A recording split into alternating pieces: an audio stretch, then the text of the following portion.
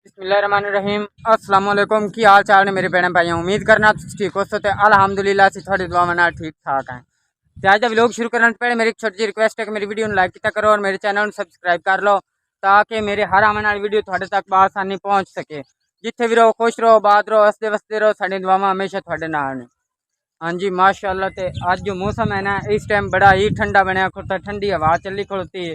फिलहाल हल्की हल्की बारिश हो रही है। सुबह तो बहुत ज़्यादा गर्मी आई इतनी ज़्यादा गर्मी आई कि साह लेना भी दुशवार हो गया मतलब साह लेना भी मुश्किल हो गया।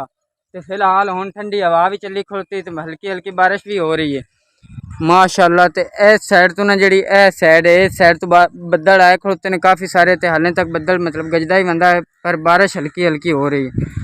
तो बाजी तो मैं आया से अज मतलब इतू गाह पट्टन क्योंकि पिछला टाइम हो गया मुड़ तू बारिश का मौसम है। आप खाविए ना खाविए जानवर तो फिर लाजमी खाना है ना क्योंकि अपने खावन का तो असं नागा कर सकते हैं पर जानवर वो तो बेजबान है ना उन्होंने तो खवाना लाजमी है। इस वजह तो मैं सोचा भी चलिए चल के पहले मतलब गाह वगैरह पट ले डंगर वास्ते तो उस बाद आके तो अपने मतलब खावन पीवन का इंतजाम कर लिसा। हाँ जी तो यह बाजी और गाह पटते बंदे ने तो मैं भी इन्हों के नाल आया मैं हथा नाल पटता बना बाजी और दातरी नाल पटते बंदे ने। हाँ जी बाजी अस्सलाम वालेकुम की हाल चाल मेरे भैन भाई उम्मीद करना है कि तुम ठीक हो। अल्हम्दुलिल्लाह से ठीक ठाक है। मैं क्या मौसम तो खराब है तो टाइम ना पट्ठे बना लवी उस बाद आंधी रोटी का कर लिसा क्योंकि तुम पता है चांद दिनों तो बारिशा हो रही ने कि आप दे चलो खैर है हांडी रोटी लेट हो जाए बंदा कि कौन पका लेंदा या होटल तो किसी को ला लेंदा है। हुण माल डंगर शदन किदू लैके कतिए पट्ठे। हाँ जी वो गल तो थोड़ी ठीक है बाजी। हाँ जी मैं चलो आगा आगू बना के ला जाने घर तो उस बाद जाके घर आंधी रोटी का कर लिसा। हाँ जी तो जिमें कि थानू पता है भी पिछले चंद दिनों तो मुसलसल बारिशों का सिलसिला जारी है। तो इन्होंने बारिशों की वजह तो मतलब पाकिस्तान में फ्लड भी आ गया है पानी बहुत ज़्यादा आ गया साढ़े को दरिया रावी मैं तकरीबन चंद दिन पहले वीडियो भी दिखाया है कि जितना पानी दरिया रावी आ गया है। तो अल्लाह पाक खैर कर सी अल्लाह पाक सब दे हाल तरह मुकरम फरमावे साड़ी तो यो दुआ है भी अल्लाह पाक किसी को मतलब ये जी तंगी दस्ती ना की अल्लाह किता है हुणी गाह पट के आए हैं तो आके तो यह झोटियां पा दिता है माशाअल्लाह झोटियां खांदियां पईयां ने। तो यह जो है ना इत्थे देगां वास्ते मतलब पट्टे ने दो टोड़े जाए भाई मिठू होरां ते उदों देगां पकाइयां ने इत्थे।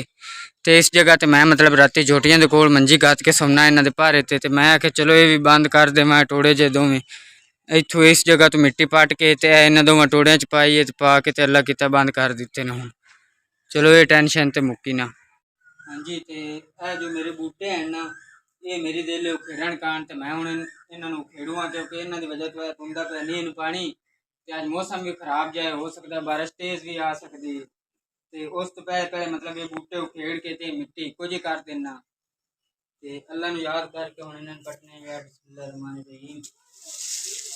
हाँ जी तो यह बूटे मैं दो में उखेड़ दिते ने जो इट्टा हूँ ना ये भी हूँ पट लेने ते एक चंबेली का बूटा इत्थे रहन देने बाकी जेड़ा है मिट्टी इको जी कर देने नाल ताकि बारिश वसे भी ते कोई खतरा ना होवे ना नींह नूं ते ना ही मतलब किसी होर चीज़।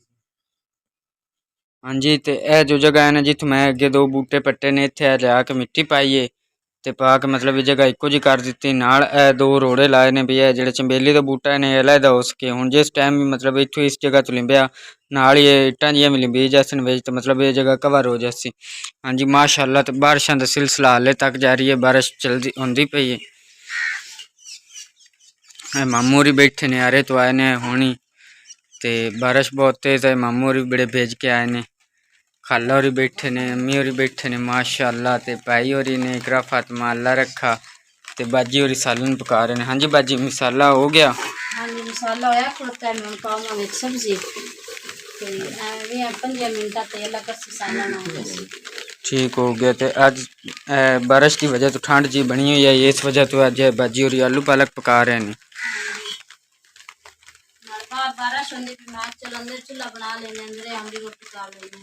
हाँ जी ते मजबूरन ना मतलब साढ़े को जिहड़ा साडा है ना किचन इहदे उत्ते छत कोई नहीं है इस वजह तो बारिश होवे या मतलब मौसम खराब होवे तो फिर असीं अद्धे गुंदे पकाने हैं मुड़ कमरे बंदा पका नहीं ना सकता तो कमरे है नहीं साढ़े बन जाए पर अल्लाह पाक खैर कर फिलहाल बारिश ना हल्की हल्की हो रही है।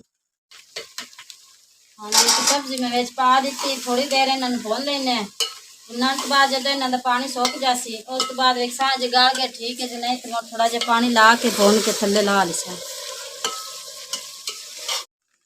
हाँ जी बाजी सालन पक गया। हाँ जी सालन पक गया, मैं थले लाऊँ क्योंकि सब्जी पा के नाल हुण मैं आटा गूंद लेना। चलो आटा ही नाल गूंद लेंगे, सालन बन नाल रोटियां बना।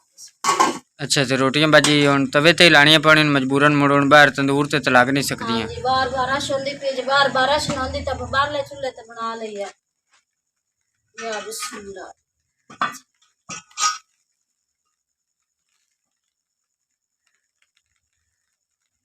हाँ जी तो अल्लाह किता सालन तैयार हो गया, हुण बाजी होरी रोटी पकावने। हाँ जी किसे मेरे बहन भाई खाने में जी बिस्मिल्लाह की खास कर।